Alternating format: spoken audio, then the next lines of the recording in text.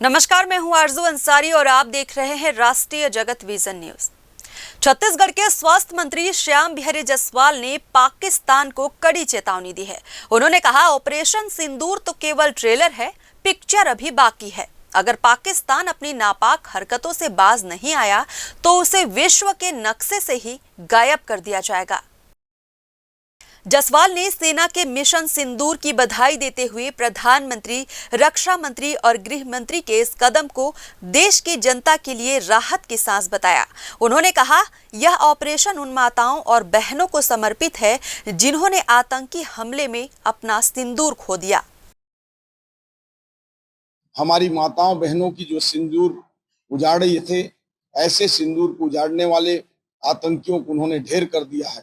मुझे देश के हमारी सेना के ऊपर गर्व है और आज हिंदुस्तान ने बता दिया कि देश की तरफ आंख दिखाने वालों को जो भी हमसे टकराने का प्रयास करेगा उससे चकनाचूर कर दिया जाएगा, मिट्टी में मिला दिया जाएगा।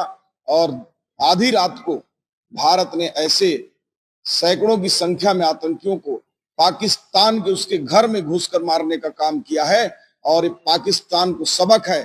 ये तो अभी ट्रेलर है। पाकिस्तान को समझना चाहिए कि भारत से टकराने का अंजाम क्या होगा।